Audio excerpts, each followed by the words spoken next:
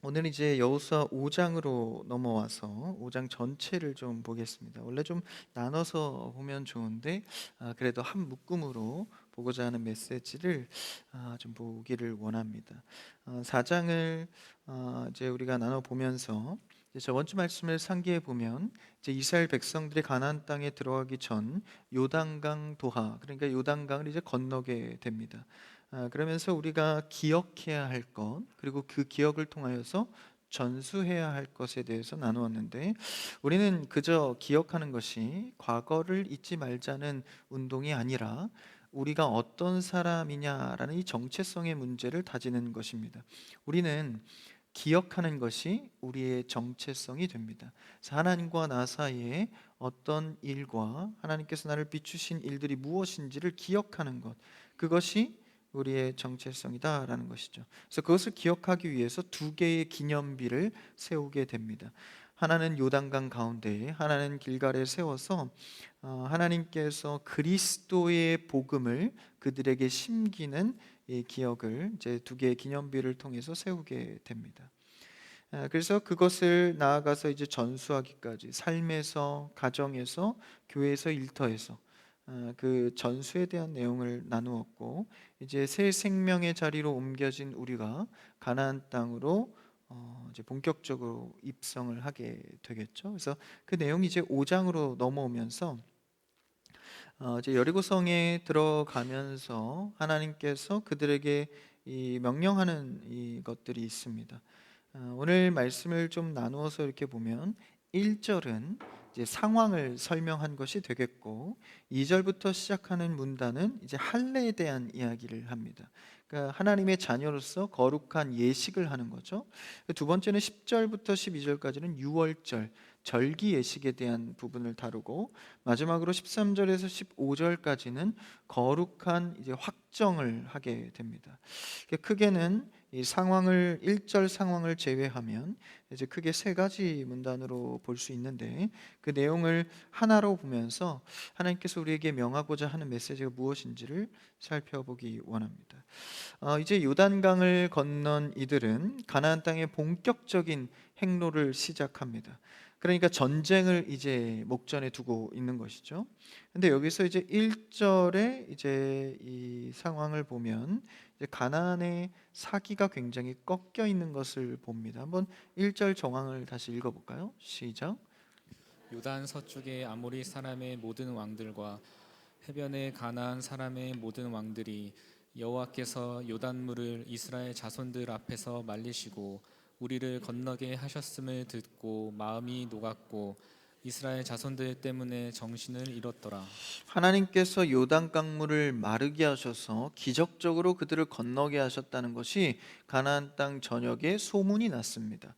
그래서 그들 그리고 그들의 왕들이 이제 그 이야기를 듣고 마음이 높고 정신을 잃었다. 그러니까 완전히 기세가 꺾였다라는 것이죠. 이 전쟁에서도 보면 가장 중요한 것이 기세입니다. 물론 병력과 물리적인 어떤 이 군사 진영들도 중요하겠지만, 이 군사 영화 300 이런 거 보면 이제 뭐 기도원의 300 용사 같긴 한데, 그런 영화에 보면 소수로 수많은 군대를 이기잖아요. 전술 전에도 중요하겠지만 이 그들의 기세, 어떤 이 승리를 확신하는 어떤 마음들, 이런 것들이 굉장히 중요한데, 당시에는 이 가나안의 사기가 이 신적인 기적 앞에 완전히 사기가 꺾였다라는 거예요. 그래서 왜 이 장군들이 전장을 나가기 전에 병사들을 사열해 놓고 이제 그 연설을 하잖아요. 그래서 그들의 마음을 이렇게 감격스럽게 해서 우리가 이 정말 자부심 있게 나갈 수 있도록 만들지 않습니까? 그래서 그런 기세가 사기가 꺾여 있는 상황에서 당연히 이런 전술적으로는 이런 상황에서는 바로 침공에 들어가야 됩니다. 그리고 마침 요단강을 건너온 이스라엘 백성들이 얼마나 기세등등했겠어요. 그래서 이런 전술적으로 본다면 바로 침공에 들어가는 것이 합리적일 것입니다. 그런데 하나님께서는 그렇게 하시지 않습니다. 지금 인문적으로 보면 승리의 시점이 온 것인데, 하나님의 명령은 전혀 다른 엉뚱한 명령을 하시는 듯 보입니다. 2절 말씀을 한번 읽어볼까요? 시작.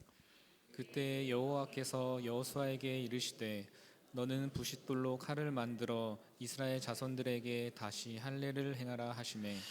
하나님께서는 다음 명령을 합니다. 바로 공격 명령 대신에 할례를 명하십니다. 우리도 신앙생활 하다 보면 내가 생각하는 적절한 타이밍과 누가 봐도 이렇게 해야 되는 상황 속에서 나에게 이상하게 감동을 주시고 은혜를 주시는 이 면은 다른 쪽이다라는 것이죠. 그럴 때가 간혹 있습니다. 그때 참 우리의 믿음의 실력인 순종이 필요할 텐데 참 그 쉽지가 않습니다.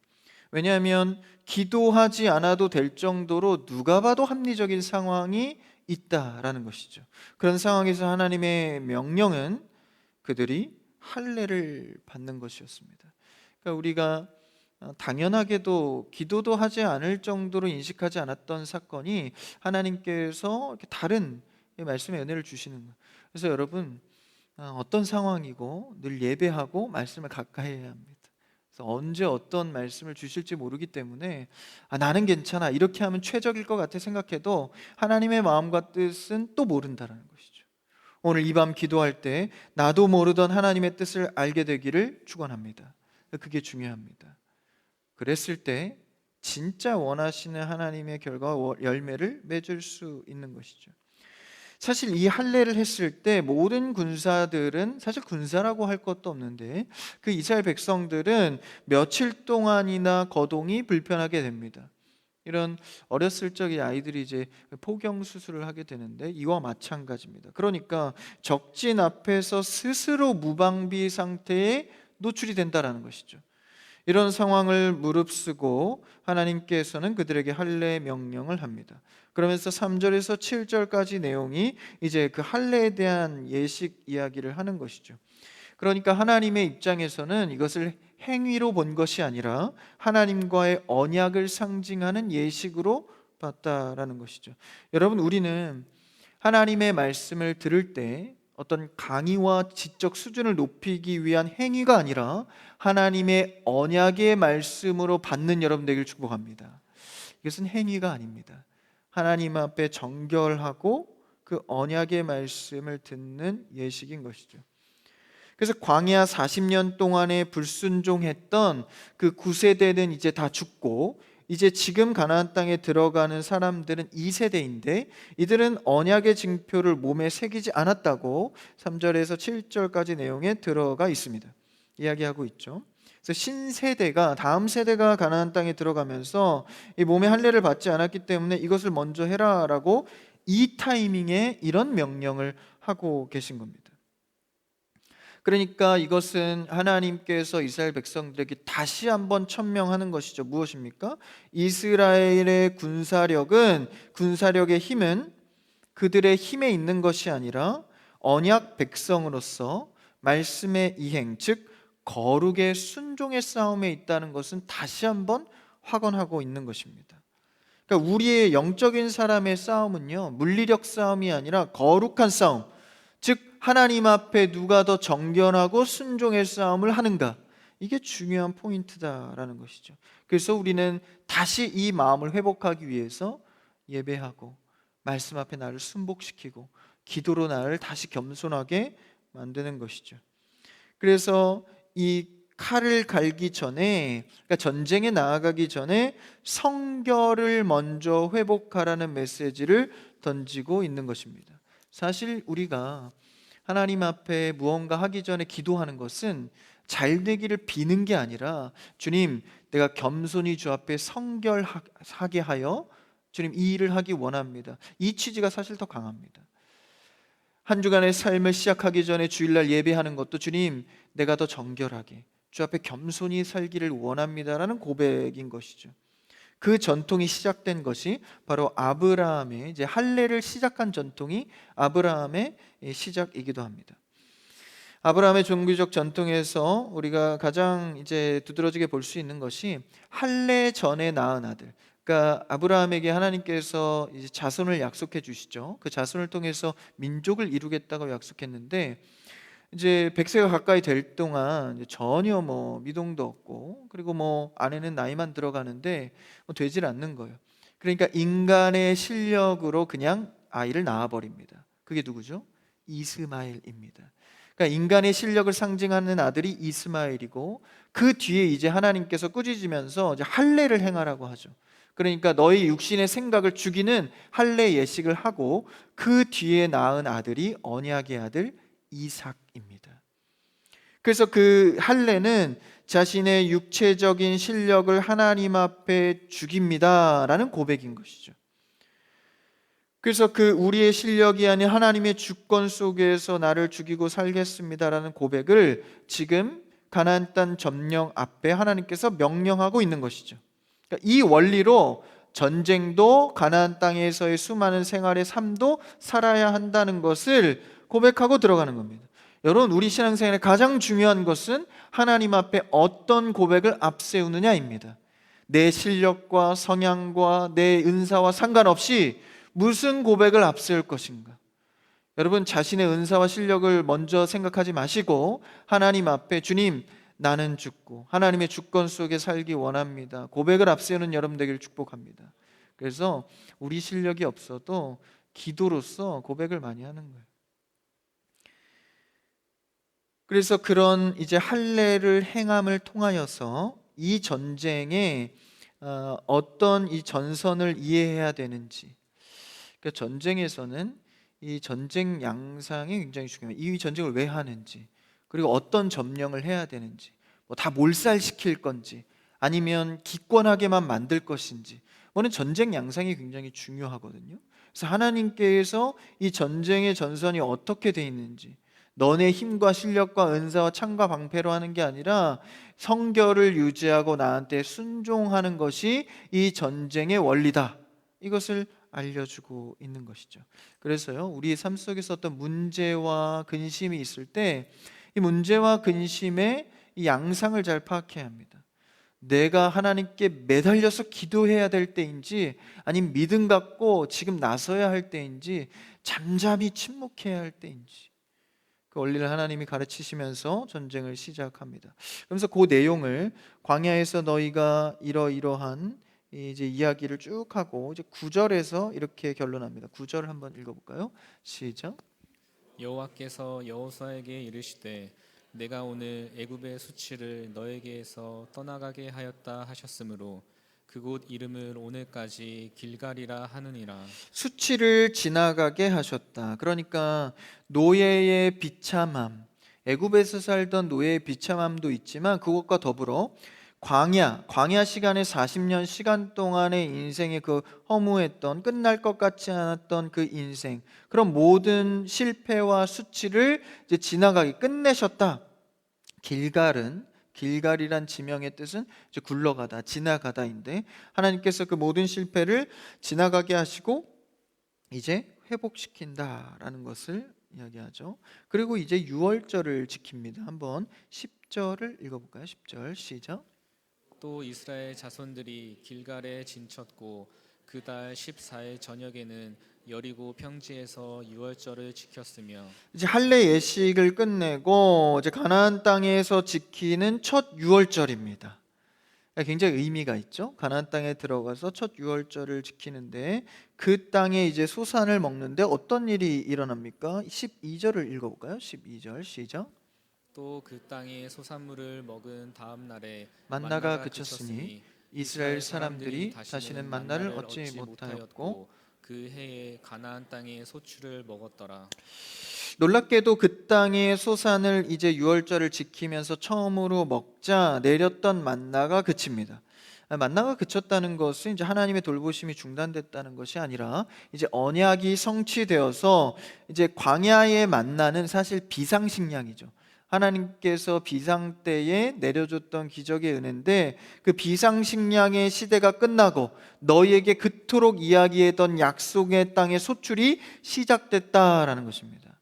그러니까 언약의 이 성취를 통해 참된 안식으로 진입한 것을 이야기하고 있는 것이죠.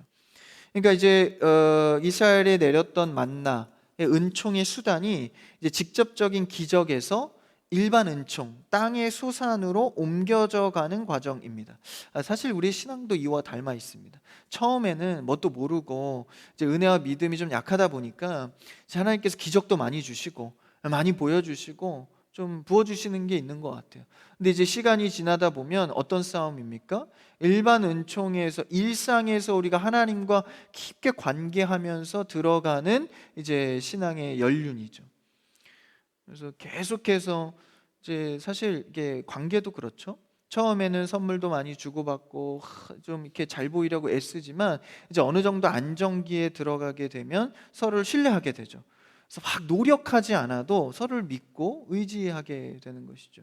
그런 것처럼 신앙도 이게 처음에는 많은 기적과 은혜를 막 받지만 나중에는 이제 일반 은총에서 누리는 하나님과 이 친구 같은 이런 인격적 관계에서 신앙을 이어가게 됩니다. 그렇게 가나안 땅으로 들어가 하나님의 성실하신 언약의 그 결과를 보게 되는 것이죠. 그러면서 이렇게 유월절을 지키면서 그들에게 계속 이야기하는 것은 무엇입니까? 승리는 준비된 군사력이 아니라 하나님과의 바른 관계를 말씀하고 계신 겁니다. 그래서 이제는 막 기적으로 보여줘서 관계 맺는 게 아니라 일상 속에서 내가 말하면 듣고, 사실 광야에서 얼마나 많은 이 불평과 불만과 불순종을 했습니까? 홍해를 건너고도 금송아지를 만들 정도로 이런 패역한 이 세대였습니다. 만나를 주고 물을 내고 메추라기를 주면 뭐합니까? 돌아서서 조금 목마르면 다시 애굽으로 돌아가는 게 낫겠다고 모세를 죽이려 했던 그들의 모습 속에서 그래도 이제는 조금 더 인격적인 관계로 가나안 땅에서는 발전해 나아가는 것이죠. 여러분, 하나님과의 관계 속에서 무엇을 주고받는 관계로 끝나는 것이 아니라 인격적 관계를 잘 형성해가는 여러분 되기를 축복합니다. 그래서요, 오늘 말씀에 보면 사실 여호수아가 이야기할 때 이제 할례를 행하라 하심에, 2절에 보시면 하심에 여호수아 부싯돌로 칼을 만들어서 할례산에서 할례를 행하죠. 크게 좀 어떤 이변이 없습니다. 좀 광야에서 봤던 그런 불평과 불만이 없죠. 참 이게 그래도 좀 달라진 것 같아요. 그러니까 이런 경험들을 하고 난 뒤에 이런 좀 순종의 모습들을 지금 보이고 있는 것이죠. 사실 여기서도 할 말이 얼마나 많겠습니까? 지금 이제 막 가나안 지역에서 이런 소문도 나고 지금 딱 들어가야 할 적기인데 지금 할례를 당장 베풀어 이게 하면 몇 날 며칠 또 중단이 될 텐데 그런 얘기도 할 법하지 않겠습니까? 근데 그렇게 하지 않습니다. 순종하고 나아가는 것이죠. 그래서 이 가나안 땅의 원리, 이 전쟁의 원리, 삶의 원리를 이제 결정해 놓고 들어가는 것이죠. 할례와 유월절은 이스라엘이 하나님의 백성됨을 확인하는 성례적 행위입니다. 그래서 오늘날 성도가 세상을 승리하기 위해서 세상의 방식이 아닌 예배와 기도를 의지하는 이유가 바로 이 전쟁의 양상에 있는 것이죠. 주권자 되신 하나님을 의지하는 것. 여러분, 우리도 어떠한 상황이든지 먼저 주님께 의지하는, 먼저 주님의 말씀으로 무장하는 여러분이 되기를 바랍니다. 이해할 수 없는 명령에 사실 가나안 땅 전쟁의 본질이 담겨 있는 것이죠. 그래서 누가 얼마나 정결하고 철저히 순종하는가, 우리의 육체적인 실력으로는 아무것도 할 수 없다, 이것을 할례와 유월절을 통해 보여줍니다. 그래서 이것을 통하여서 이제 하나님의 거룩함이 우선임을 보여주셨고, 그 다음에 본격적으로 하나님께서 더 직접적인 이야기를 하십니다. 한번 13절, 이제 다음 문단으로 넘어가서 13절 시작. 여호수아가 여리고에 가까이 이르렀을 때에 눈을 들어 본즉 한 사람이 칼을 빼어 손에 들고 마주 서 있는지라. 여호수아가 나아가서 그에게 묻되 너는 우리를 위하느냐 우리의 적들을 위하느냐 하니, 상처가 아물 쯤 여호수아가 여리고 가까이 이르렀을 때 갑자기 등장한 알 수 없는 한 사람이 칼을 빼어 들고 마주서게 됩니다. 깜짝 놀랐겠죠? 여리고로 들어가는 길에, 여리고는 굉장히 막강한 군사를 갖고 있는 국가인데 첫 번째 전쟁을 직면하기 직전에 갑자기 한 사람의 가로막음을 보게 됩니다. 그래서 이제 깜짝 놀라면서 사람이 갑자기 누가 등장하거나 이제 생각지 못한 질문을 하면 뭐가 나오죠? 이 본능이 나옵니다. 그러니까 평소에 생각하고 있던 게 쑥 나옵니다. 그래서 여호수아도 그 질문 앞에 이제 모두의 질문, 그러니까 여호수아는 이스라엘 백성들을 대표하는 인물이죠. 모두의 질문이기도 한 이런 질문을 하게 됩니다. 너는 우리를 위하느냐 우리의 대적을 위하느냐. 갑자기 등장한 사람 앞에서 당황해서 갑자기 나온 말이죠. 그러니까 이게 얼마나 이 전쟁 앞에 긴장해 있는가를 우리가 상상해 볼 수 있겠죠. 이 질문의 주어는 누구입니까? 우리입니다.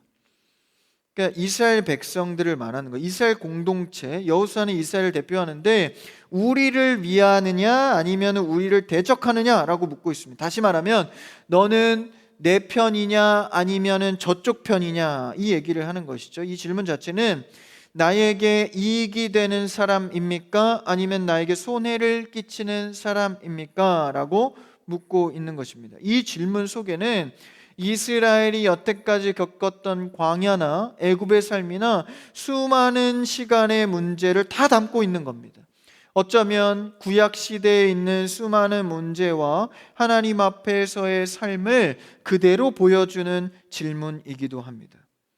사실 이스라엘 백성들이 이 열 하루면 갈 이 가나안 땅 길을 40년이라는 시간 동안이나 허탈 방황을 했다라는 것은 근본적인 이유가 바로 이 질문에 담겨 있습니다. 그들이 구원도 받고 광야를 지나면서 도움도 받았지만 사실 그들은 아직까지 하나님을 주인으로 모시고 있지는 못했습니다. 강한 신, 나를 도와주는 분, 나의 조력자는 인식했지만 정말 하나님이 내 삶의 참 주인으로 모시고 있지 않았다라는 것이죠. 그래서 내가 가는 길마다 어려움을 해결해 주고 나를 도와주시고 평안하게 하면 그뿐인 조력자 정도로 여겼던 것입니다. 사실 이것도 어찌 보면 나쁘지 않습니다. 하나님을 그렇게 내가 따르고 존경하는 거니까. 그러나 오늘 하나님은 말씀을 통하여서 너희의 주인이 되길 원한다는 것을 말씀하고 있는 것이죠. 그들의 생활을 돕는 포지션에서 하나님이 조력자로 있기를 원치 않으십니다. 그것을 누가 그렇게 했다는 거예요? 이스라엘 공동체가 그렇게 대접했다라는 거예요. 모든 판단 근거가 나에게 유익이 되는가 아니면 상대의 편인가. 그러니까 하나님께서는 우리를 자녀로 부르시고 너는 나의 백성이다, 너는 나의 자녀야 라고 말씀을 하셨는데 이스라엘은 그렇게 대접하지 않은 것이죠. 나를 하나님을 참 주인으로 아버지로 모시지 않은 겁니다. 그러니까 오늘날 수많은 성도들 가운데에서도 내가 하나님께 구하고 힘들 때 기대곤 싶지만 너무 깊이 들어와서 관계하고 싶진 않습니다. 주일날 예배하면서 마음의 평화를 찾는 건 좋지만 일상까지 들어와서 이래라 저래라 하는 것은 조금 부담스럽습니다. 그래서 종교 행위로는 괜찮지만 내 삶을 전반적으로 뒤엎는 것은 부담스럽다라는 것이죠. 이스라엘도 어쩌면 하나님을 그렇게 인식하여서 조력자료는 환영하지만 그래서 이제 광야에서 수많은 불평을 쏟아낸 이유가 이 질문 안에 담겨 있는 것이죠. 100% 주님을 따르고 내가 순종했다면 열 하루면 들어갔을 길을 하나님을 조력자로 생각했기 때문에 40년이나 방황하게 됐다라는 것이죠. 여러분, 당장 하나님을 전적으로 따르면 돌아갈 것 같지만 실제 어설픈 순종이 40년이라는 방탕을 불러왔습니다. 우리도 어쩌면 내 계산에 완벽하다고 했던 그 따름이 어쩌면 수많은 시간을 돌아가게 만드는 하나님 앞에서의 불순종일지 모릅니다. 여호수아가 갑작스럽게 툭 튀어나온 그 사람 앞에 이 질문을 한 것은 이스라엘의 정서를 대표하고 있는 질문인 것이죠. 우리의 기도 역시 하나님 내 편입니까? 내 얘기 듣고 계십니까? 내가 원하는 이것을 들어주실 겁니까? 아닙니까?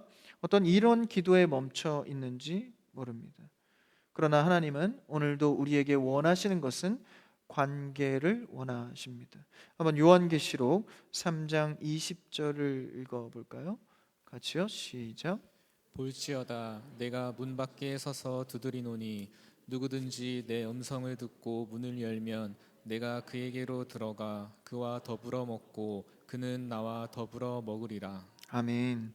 우리가 그 안에, 그가 내 안에 들어와서, 이게 무슨 의미입니까? 관계가 성립됐다라는 것입니다. 만약 부모 자녀 관계가 기브앤테이크 관계라면 그냥 먹을 거 먹여주고 또 그냥 할 일을 할 도리를 하면 그만입니다. 그러나 정서적으로 관여를 하고 안아주고 눈을 맞추고 함께 울고 함께 웃는 이유가 무엇입니까? 그 안에서의 사랑의 관계로서 정립이 되어 있기 때문입니다.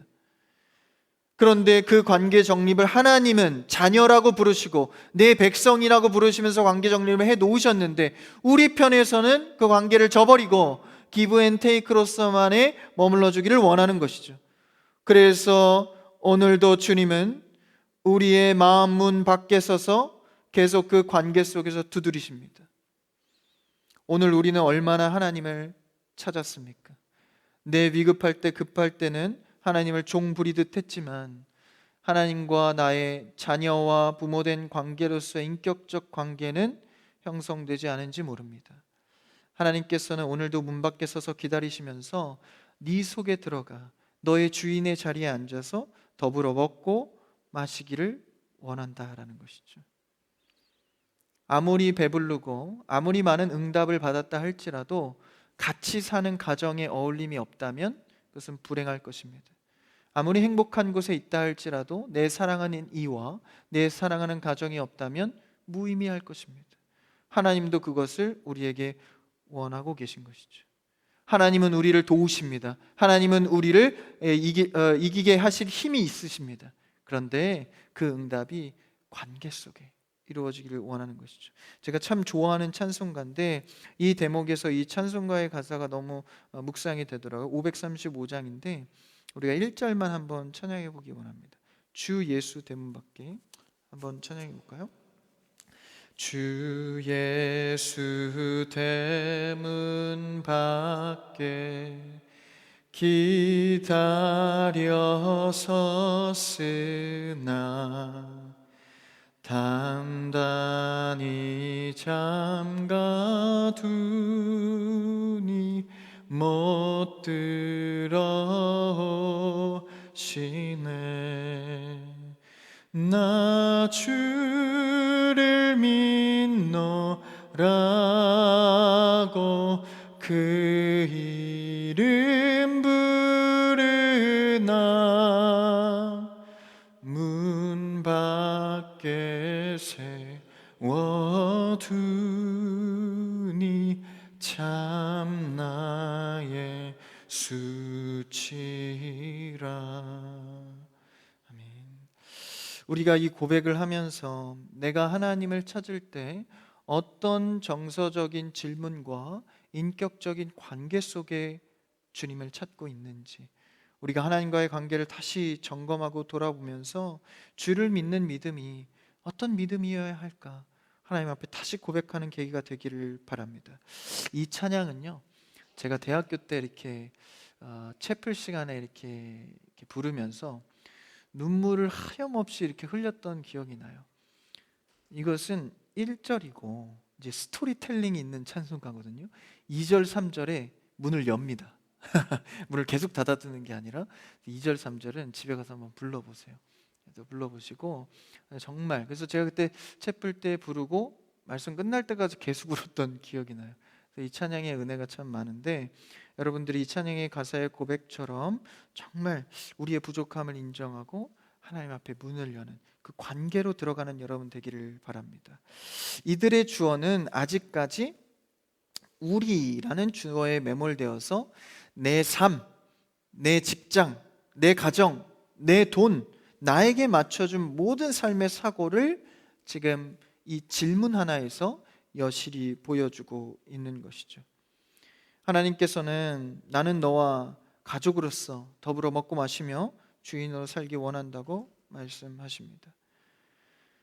그러면서 이 질문 속에서 여호와 군대 대장이 뭐라고 대답합니까? 한번 14절 그 다음 절을 읽어볼까요? 시작. 그가 이르되 아니라 나는 여호와의 군대 대장으로 지금 왔느니라. 여기까지입니다. 그가 이르되 하나님 여호와의 군대 대장이 뭐라고 합니까? 아니라. 그러니까 지금 여호사의 질문에 이 신비로운 인물이 그렇게 대답합니다. 아니라, 그러니까 여호수아의 이분법적인 질문, 그러니까 내 편이냐 적의 편이냐는 질문에 모든 전체 부정을 합니다. 틀렸다라는 것이죠. 그러니까 여러분, 질문을 할 때 이게 분별력이 있는 사람은 그 질문 안에서만 대답하는 게 아니라 시각을 넓혀서 이 질문 자체의 오류를 발견하곤 합니다. 그래서 질문 자체가 틀릴 때가 굉장히 많습니다. 그래서 국한된 그 질문 안에서의 대답하려는 것보다 질문의 의도나 그 질문의 오류가 무엇인지를 보는 것이죠. 마찬가지로 여호와의 군대 대장이 틀렸다. 지금 나는 너의 편이나 적의 편으로 온 자가 아니다라는 것을 말하고 있는 것이, 다시 말하면 이스라엘의 지원군 전도로 편이 돼서 그냥 싸워주는 정도로 온 게 아니다라는 것입니다. 여호와의 군대 대장으로서 왔다. 여호와의 군대 대장, 그러니까 하나님 편에서도 군대가 있죠. 그러니까 예수님께서도 베드로가 칼을 뽑아 들어서 예수님 납치하는 것을 막으려고 할 때 예수님께서 칼을 집어넣으라고 하죠. 12군단을 부르지 못해서 안 하는 게 아니다. 칼을 집어넣어라. 예수님 말씀하시죠. 여기서 말하는 12군단은 오늘 이제 인간적인 군대로 치자면 사단급입니다.